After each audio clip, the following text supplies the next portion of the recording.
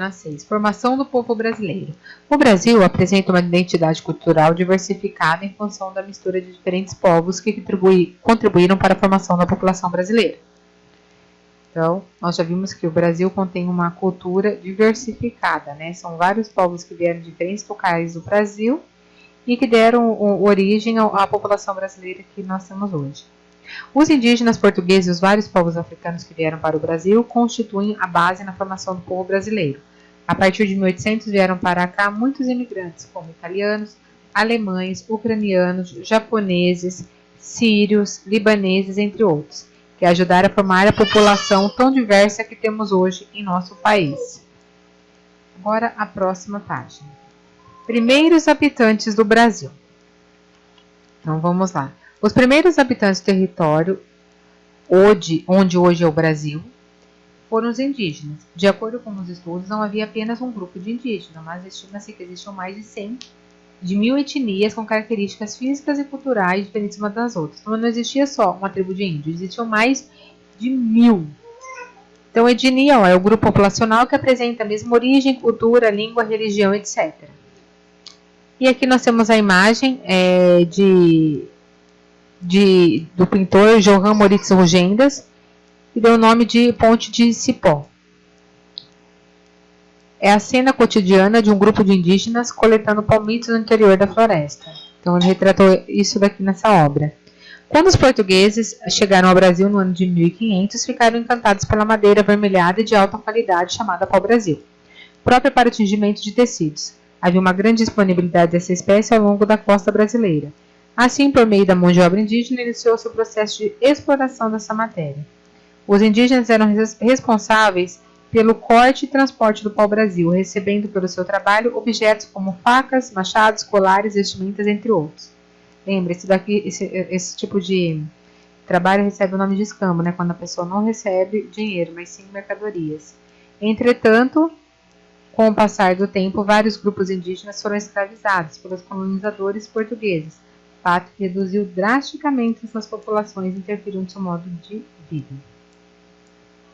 Então, nós vimos que os indígenas eles foram escravizados pelos portugueses e isso reduziu drasticamente a sua população.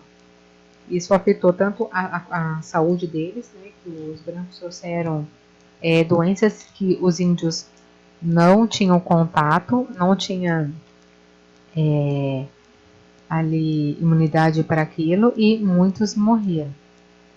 Para fugir do processo de escravidão, muitos indígenas deixaram as terras que habitavam, próximas ao litoral, onde havia uma farta disponibilidade de água e alimentos, deslocando-se para o interior do país. Atualmente, a maior parte dos indígenas habita a região norte do Brasil.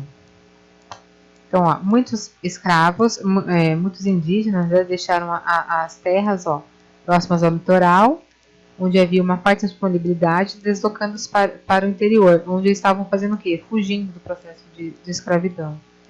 E a demarcação de terras indígenas. Recentemente, o governo brasileiro criou leis que demarcam as terras indígenas, regularizando a posse permanente para as etnias que ali residem e protegendo essas áreas da ocupação para fins econômicos, como o desenvolvimento agropecuário, extração da madeira e minérios. Agora analise o mapa a seguir. Então aqui, terras indígenas demarcadas. Essa daqui é de 2010. Olha só. Tudo que está em verde é terra marcada por índios. E as cores das regiões, são 5 regiões. Região Sul, Sudeste, Centro-Oeste, Norte e Nordeste. Portanto, a demarcação de terras promove o reconhecimento da cultura dos indígenas e do direito à terra tradicionalmente ocupada por eles, e é essencial para a sua sobrevivência. Então, aqui é a Índia da etnia Kalapalo, espalhando mandioca moída em uma armação de madeira para secar, originando a farinha de mandioca. Fica em Querência, no Mato Grosso, de 2018, essa imagem.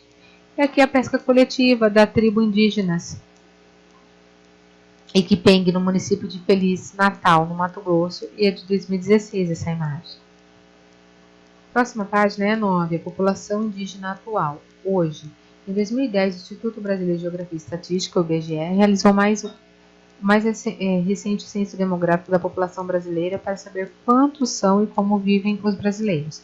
Por meio desse levantamento de dados, é possível identificar o número de indígenas no território brasileiro. 896.900, com 305 etnias e 274 línguas. 63,8% vivem em uma área rural e 36,2% na área urbana.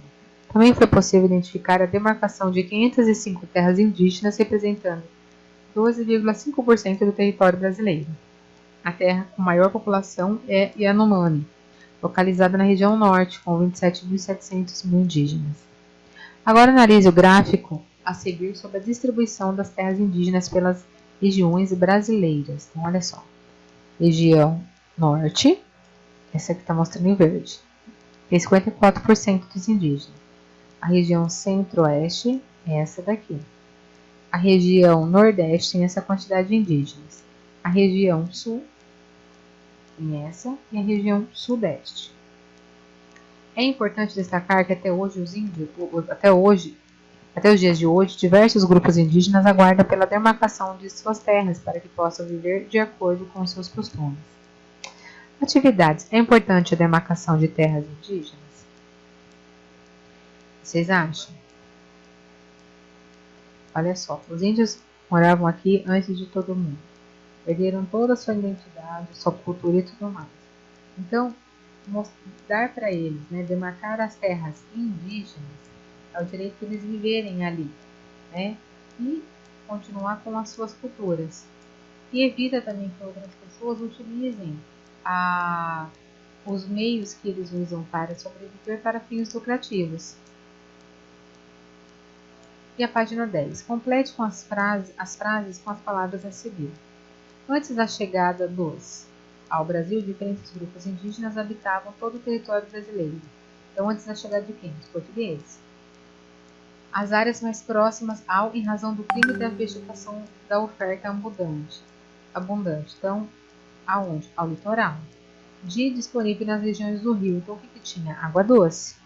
B. As diversas indígenas não tinham a mesma. As diversas etnias não tinham a mesma o quê? Cultura e religião e falavam línguas diferentes. Então, cada tribo tinha a sua língua materna. C. Muitos indígenas foram pelos portugueses. O que eles fizeram? Os portugueses fizeram com isso? Escravizaram, deixando para trás aspectos da sua cultura, como que a própria crença e a língua. Segundo dados do Censo Demográfico realizado pelo IBGE em 2010, qual é a região brasileira com maior quantidade de povos indígenas? Então, nós vimos aqui que é região norte. E o porquê?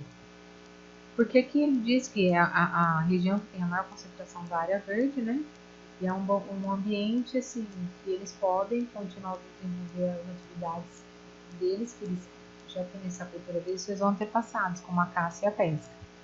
4. Muitas cidades brasileiras têm nomes indígenas. Escreva o nome de 2 dessas cidades. Então, nem vou cobrar isso de vocês também.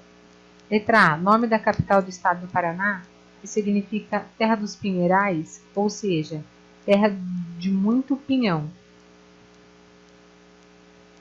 Curitiba. B. Seu nome vem do Tupi-Guarani. Ará, que significa papagaio. E caju, acaiú, significa outro fruta cajueiro. É a capital do estado de Sergipe. Então, olha só. Nomes indígenas. O Paraná tem a capital com nome indígena, Curitiba. Significa terra dos pinhais. E Aracaju, em Sergipe.